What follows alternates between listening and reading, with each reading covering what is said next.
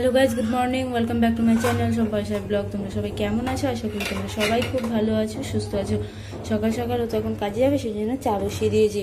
আর এদিকে ভাবছি যে চা হয়ে গেলে তারপর ডালটা করে নেব, কারণ সকাল সকাল যদি রান্নাটা হয়ে যাবে তাহলে ভালো হবে। মেয়েকে একা রেখে না সব কাজ করতে একটু অসুবিধে হয়ে যায় আমার এখন, ওকে একদম একা ছাড়া যাচ্ছে না।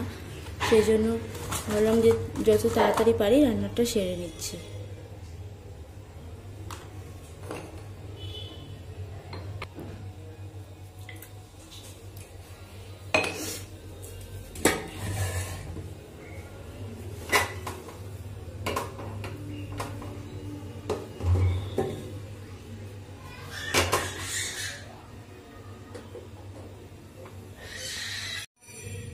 ডাল বসানো হয়ে গেছে, এদিকে চা করে নিয়েছি, আমার জন্য নিয়ে নিলাম অল্প, যাচ্ছি ওকে চা দিতে। হ্যাঁ,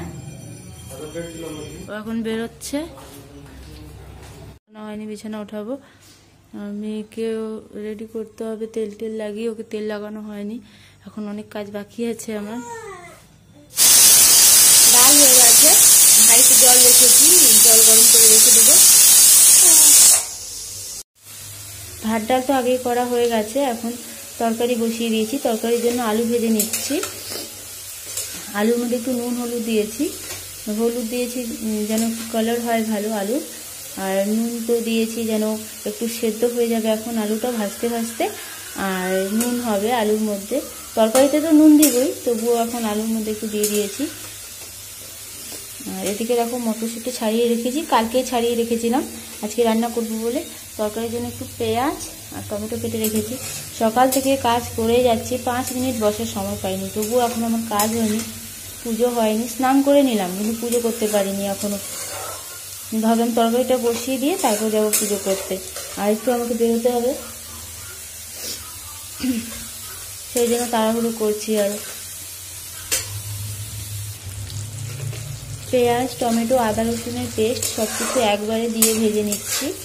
এটার মধ্যে একটু নুন দিয়েছি যেন ভালো করে ভাজা হয়, আর মশলা যদি ভালো করে ভাজা হয় তাহলে কিন্তু তরকারিটা খেতে ভালো লাগে।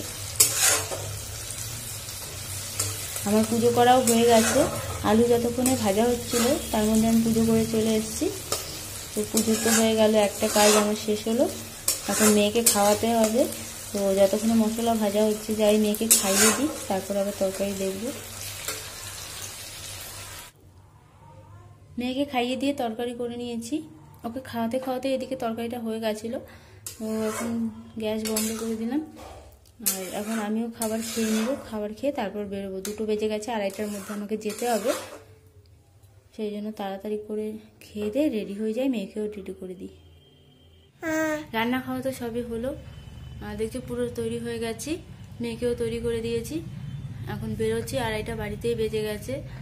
বলেছিল 2:30টার মধ্যে যেতে, কিন্তু কী করবো, বাচ্চা নিয়ে না একা একা পারছিলাম না, ওকে 1 সেকেন্ডের জন্য একা ছাড়তে পারছি না। আর কাল থেকে যখন থেকে ও পড়েছে না, তারপর থেকে আমি আর ওকে একা ছাড়ি না, তো সেই জন্য তো দেরি হয়ে গেছে। আর ঘুমাচ্ছিলও না, যে ঘুমিয়ে থাকলে আমি তাড়াতাড়ি কাজ করতাম, তো সেই জন্য একটু দেরি হয়ে যাচ্ছে।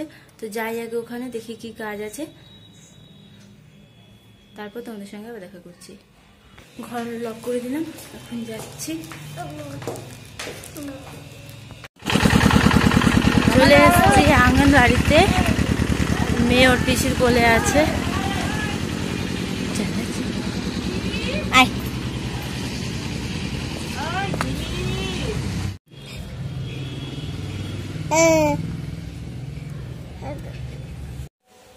ঘরে চলে এসেছি, অনেকক্ষণই হয়েছে এসেছি, সন্ধে হয়ে গেছিলো, 5টা 4:30 5টার সময় এসেছি ঘরে। আর শাশুড়ির পিসিকে সঙ্গে নিয়ে এসেছিলাম, ওকে একা রেখে আবার আমি কি করে কাজ করতাম, সেই জন্য সঙ্গে করে এসেছিল আমার। আর ওকে অনেকক্ষণ রাখলো, আর ঘরে এসে দেখছি কি যে ঘরে লাইট জ্বলছে না, মানে নষ্ট হয়ে গেছে লাইট, পুরো অন্ধকার হয়ে আছে ঘর। আর ও তো আসবে রাত্রিরে, আজকে আসতেও দেরি হবে, ফোন করলাম তো বললো দেরি হবে আজকে, তাড়াতাড়ি আসতে পারবে না। এখন অন্ধকারেই মেয়েকে নিয়ে থাকতে হবে, কি করবো, আর কোনো বাল্বও নেই, আর এখান থেকে খুলে লাগাবো তাহলে এখানে অন্ধকার থাকবে, তো সেই জন্য কিছু করাও যাচ্ছে না। এখন এরকম করেই থাকতে হবে যতক্ষণ না আসছে। আর আঙ্গনবাড়িতে যাওয়ার রিজন ছিল, ওখানে তো 4 লাখ দেয়, তো সেটার জন্যই ডেকেছিল, আর প্রসেস থাকে তাদেরও, সাইন করতে হয়, তো সেই জন্য ডেকেছিল সাইন করার জন্য। 1-2 জায়গায় আমার সাইনের দরকার ছিল, সেই জন্য। কারণ আমি তো মানে প্রেগনেন্সির টাইমের থেকে ওখানে গেছি আসছি, ওখানে আমার নাম চড়ানো আছে, তো সেই জন্য তাদেরকেও আপডেট দিতে হয় আগে, সেই জন্য ডেকেছিল। তো কাজ হয়ে গেছে, এখন তো আর যাবো না, ওদের কাজ শেষ। আর এখন মেয়েকে নিয়েই থাকবো, অন্ধকারে তো থাকতে পারবে না, ওর পাশেই বসতে হবে। আর ও তো দেখি কখন আসে, আজকে খুবই দেরি হবে আসতে ওর। দেখছো ঘর পুরো অন্ধকার, মেয়ের পাশেই এখন বসতে হবে, কি করব। ও আবার ঘুম থেকে উঠে পড়লে কাঁদবে, সেই জন্য ওর পাশেই এখন বসবো। আজকে চা করছি না, খাবার সময় হয়ে গেছে, সেই জন্য খাবার রেডি করে নিচ্ছি। তো এখন ডাল তরকারি তো আছে, আবার ডিম নিয়ে আসলো, সেই জন্য আবার বললো অমলেট করতে, অমলেট করে নিচ্ছি। আমার চোখে ব্যথাতে না একটু কিছু ভালো লাগছে না, সেই জন্য আর কিছু করতে ইচ্ছে করছিল না, শুয়েছিলাম মেয়ের পাশে। আর কাজ তো বেশি ছিল না, সব আগেই করে নিয়েছিলাম। ঘুমাতেও পারছি না, মানে কোনোভাবে শান্তি পাচ্ছি না, চোখে যে অবস্থা হয়ে আছে। এখন বাজে 11টা, এখন এসছে, আজকে অনেক দেরি হয়ে গেল। আর জিনিস নিয়ে এসছে আরও, মেয়ের ওয়াইপস, ডাইপার, তেল, বডি ওয়াশ, এগুলো সব নিয়ে এসছে। আর আমার বোন আবার পাঠিয়েছে ক্যান্ডেল, অ্যারোম্যাটিক ক্যান্ডেল 2টো পাঠিয়েছে। আর চোখের জন্য আবার আই ড্রপ, এগুলো সব নিয়ে এসছে। অমলেট করা হয়ে গেছে, ডাল গরম বসিয়েছি, ডাল গরম হলেই খাবার দাবার খেয়ে নেব আমরা। এখন তো আজকে আর চা করলাম না, আজকে ওর আসতেও দেরি হয়ে গেছে। আর আমার চোখের অবস্থা দেখছে কি হয়েছে, পুরো ব্যথা করছে, ব্যথাতে কিছু না চোখ বন্ধ করতে পারছি না, খুলে রাখতে পারছি, প্রচুর ব্যথা করছে, সমানে জল পড়েই যাচ্ছিল চোখ থেকে, মানে ব্যথা লেগে গেছে আঙ্গুল দিয়ে। সেই জন্য ঘুমিয়েও থাকতে পারছিলাম না, যে ঘুমাবো কিছুক্ষণ, ভালোই লাগছিল না। তো সেই জন্য আবার ড্রপ নিয়ে এসছে, তো খাওয়া দাওয়া করে শোয়ার সময় ড্রপটা দিয়ে দেবো।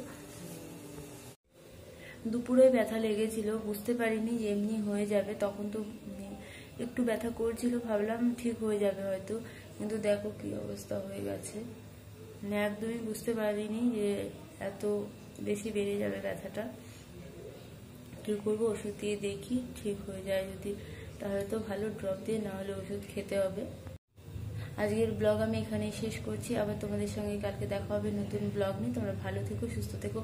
আমার এই ভিডিও যদি তোমাদের ভালো লাগে তাহলে একটা লাইক করে দিও, শেয়ার করো, কমেন্ট করো। আর এখনো যারা আমাদের চ্যানেলকে সাবস্ক্রাইব করোনি তারা প্লিজ আমাদের এই চ্যানেলটাকে সাবস্ক্রাইব করে দিও। তোমাদের সবাইকে গুড নাইট।